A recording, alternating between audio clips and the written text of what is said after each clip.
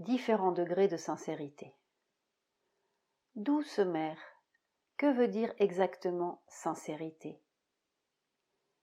Il y a plusieurs degrés de sincérité. Le degré le plus élémentaire, c'est de ne pas dire une chose et en penser une autre, prétendre une chose et en vouloir une autre. Par exemple, ce qui arrive assez souvent, dire « je veux faire des progrès et je veux être débarrassé de mes défauts », et en même temps chérir dans sa conscience ses défauts et prendre très grand soin de les cacher, afin que personne n'intervienne pour les faire partir. Ça, c'est un phénomène tout à fait courant. C'est déjà un second degré.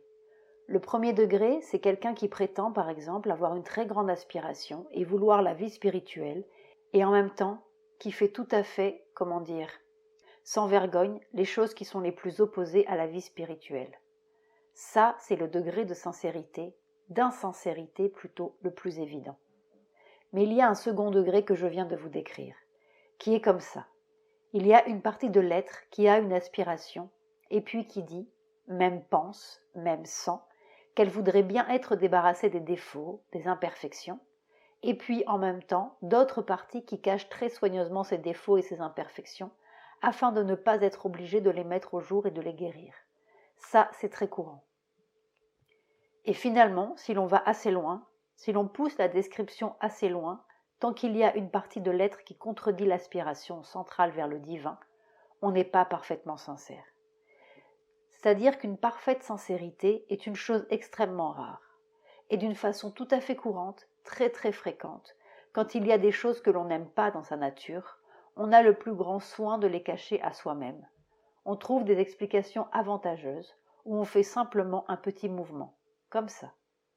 Vous avez remarqué que quand les choses bougent, comme ça, on ne peut pas les voir clairement. Eh bien, à l'endroit où il y a un défaut, il y a une sorte de vibration qui fait comme ça, et alors votre vision n'est pas claire, vous ne voyez plus vos défauts. Et ça, c'est automatique.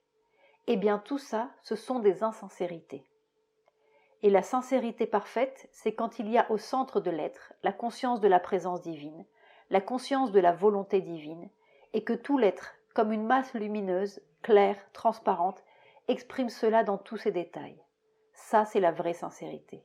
Quand à n'importe quel moment, quoi que ce soit qui arrive, quand l'être s'est donné au divin et ne veut que la volonté divine, que n'importe ce qui se passe dans l'être, à n'importe quel moment, toujours, tout l'être, avec une unanimité parfaite, peut dire au divin, et sans pour le divin, que ta volonté soit faite.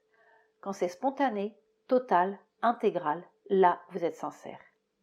Mais jusqu'à ce que cela soit établi, c'est une sincérité mitigée, plus ou moins mitigée, jusqu'au moment où l'on n'est pas sincère du tout. La mère, Entretien, 1954, page 440.